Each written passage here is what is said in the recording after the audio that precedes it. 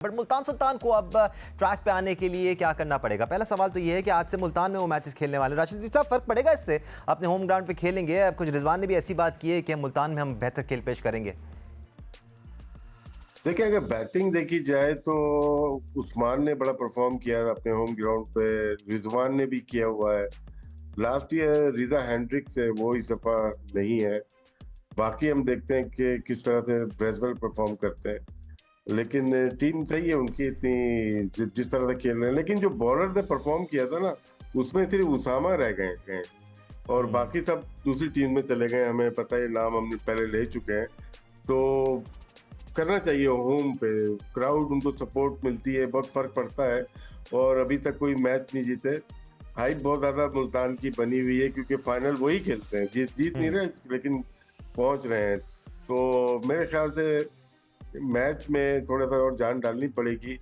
Team बहुत अच्छी नहीं बन पाई शायद ऐसे ही लग रहा है। जो कि उन्होंने प्लेयर छोड़े, उनकी जगह रिप्लेसमेंट प्रॉपरली मिली नहीं, जिसकी वजह से एक साथ ही 3 मैचेस वो हार गए। और ऐसा लग रहा है कि वो सबसे वीक टीम है। लेकिन पीएसएल में कभी कभार ऐसा होता है कि आप 2-3 मैचेस अगर लगातार जीत जाओ तो टॉप पे आ जाते हैं। जैसे कराची किंग्स अच्छे मैचेस जीती, अभी नंबर 2 पे आ गई है। Multan Sultan last time 5 match लगातार जीत के टेबल के ऊपर ही आ गई थी सबसे, लेकिन बाद में जब बाहर निकले हारना शुरू हो गए। तो ये मौका है उनको कि दोबारा से जीत का सफर स्टार्ट करें।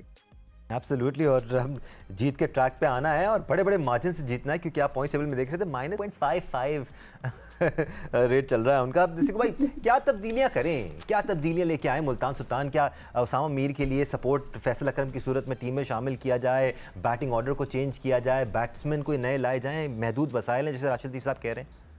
या देखो, ये जो कराची की पिच थी ना, वो तो टोटली डिफरेंट थी। अभी हम जब बात कर रहे थे कि आप 6 बॉलरों से नहीं खेल सकते, हमने न्यूजीलैंड में भी जाके 5 बॉलर से खेल लिया था, 350 कर दिए थे न्यूजीलैंड ने। हमने इरफान खान से बॉलिंग करा दी थी, और पता मैंने निकाल कर रिकॉर्ड देखा था तो उसने ज़िंदगी में बॉलिंग नहीं की थी कहीं पे। उससे जाके 6th बॉलर हम थे। तो ये मिस्टेक्स होती हैं। जहाँ तक कप्तानी की बात हो रही है बाबर आजम की, तो वो तो हम पहले ही कह चुके हैं ना, वो कप्तानी पाकिस्तान टीम के लिए भी उन्होंने कुछ नहीं किया।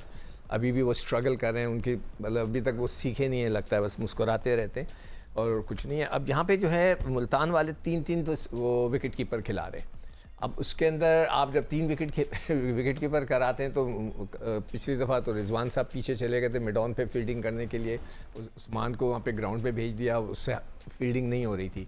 मेरे ख्याल से उन्हें चाहिए सबसे पहले तो उस्मान से करा लें विकेट कीपिंग, और शायद होप जो है वो शायद बेहतर फील्डिंग कर लेगा। उनको ये ज़रूर करना चाहिए। अब उनके पास उसामा मीर के अलावा क्या चॉइस है, मैं क्या कह सकता हूँ। इफ्तिखार से वो ज़्यादा बॉलिंग नहीं कर रहे, उसको नंबर भी फैसल अकरम का भी एक ऑप्शन है इनके पास। यार देखो, गुदकेश मोती, जो ये बात हो रही थी जो फवाद कर रहा था कि भाई हमारे जो अपने लड़के हैं, वो जो जिनको हमारा फ्यूचर नज़र आता है, वो तो खेल ही नहीं रहे।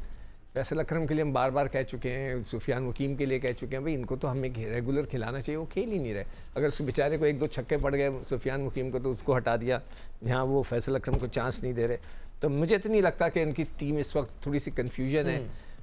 सबसे ज़्यादा जो मसला है ना, वो जो अभी बात हो रही थी कि इतने लोग बाहर बैठे हुए हैं, इतने लोग। मेरा सवाल आज भी वही है जो मैंने आज से 4 दिन पहले किया था, कल भी किया था, कि जो इतने लोग बैठे होते हैं समझाता कौन है? मुझे नहीं पता कौन समझाता है। प्रेसिडेंट भी वहाँ बैठा है, कोच भी बैठा है, मेंटोर भी बैठा हुआ है, पता नहीं कौन कौन बैठा हुआ है, बताता कौन है? Question of the year, accountant रखे हुए हैं गिनने के लिए। सही है। Question of the year is क्या करना चाहिए मुल्तान सुल्तान को अपनी किस्मत पलटने के लिए? अहमद, ऑप्शंस देख लें। अगर हम आमिर अजमत है, इनके पास बैटिंग ऑप्शन, तैयब ताहिर इनके पास बैटिंग ऑप्शन है, यासिर खान की सूरत में इनके पास बैटिंग ऑप्शन है, फिर बॉलिंग ऑप्शन में इनके पास वही फैसल अकरम का हम नाम ले रहे हैं, गुदकेश मोती भी आ जाते हैं। तो ये ऑप्शन इनके पास हैं। आपको लगता है मुल्तान में आकर तब्दीली करेंगे या उसी प्लेइंग 11 के साथ जाएंगे जिसके साथ जा रहे थे? नई तब्दीली करनी चाहिए। आई थिंक तैयब ताहिर को इंडक्ट करना चाहिए, उसे कॉन्फिडेंस देना चाहिए। फैसल अकरम की जो आपने बात की है, उनको मुल्तान के अंदर जो है परचेज मिल सकता है, और उनको भी इंडक्ट करना चाहिए। ये 2 चीजें हैं, और देखें कितना फर्क नजर आ रहा है लास्ट ईयर से इस ईयर मुल्तान सुल्तान में। ये होता है कि जब आपके परफॉर्मर्स जो होते हैं, आप उनका ख्याल नहीं रखते हैं, उनको वैल्यू नहीं करते हैं और उनको ग्रांटेडली लेते हैं, और जब वो चले जाते हैं तो आपको समझ आती है कि उनकी वैल्यू क्या थी।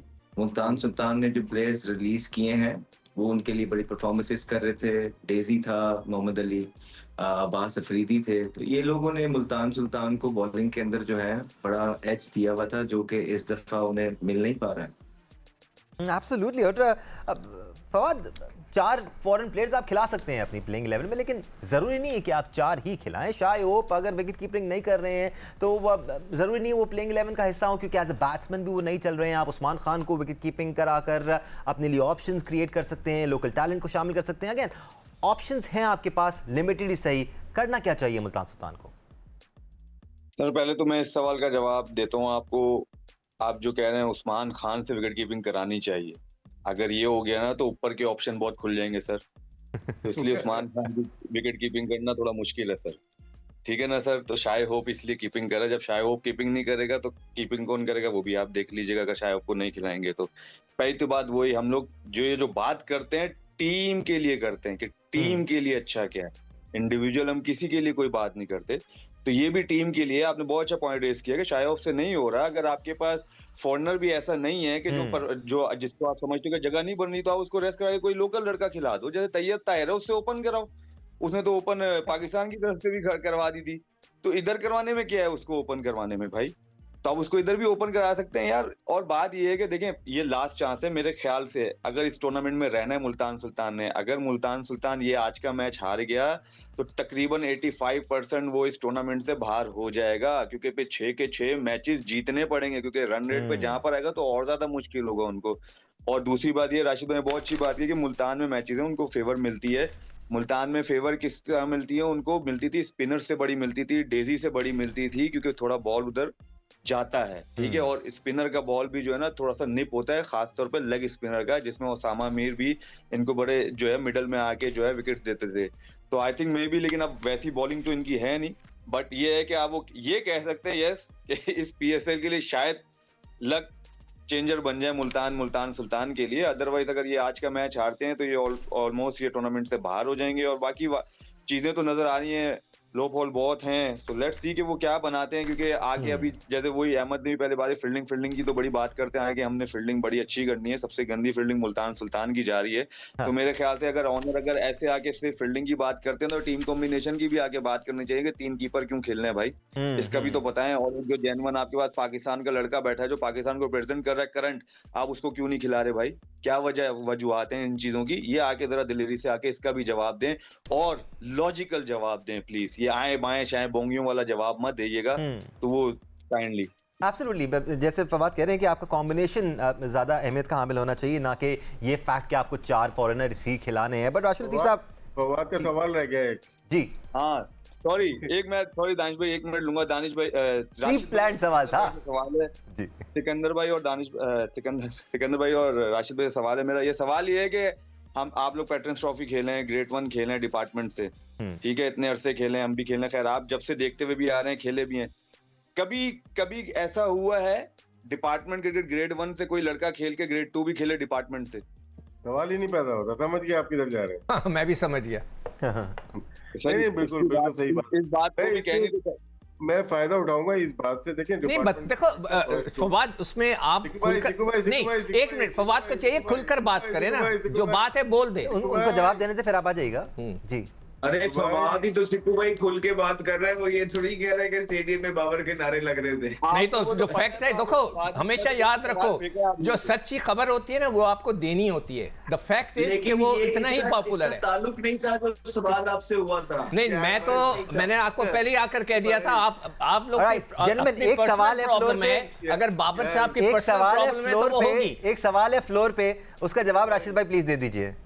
यार भाई, हाँ थैंक यू वेरी मच। मैं डिपार्टमेंट क्रिकेट में बात करता हूँ। देखिए आपने चेंज किया कॉन्स्टिट्यूशन 2019 का, 14 पे वापस चले गए, डिपार्टमेंट क्रिकेट खिलानी है।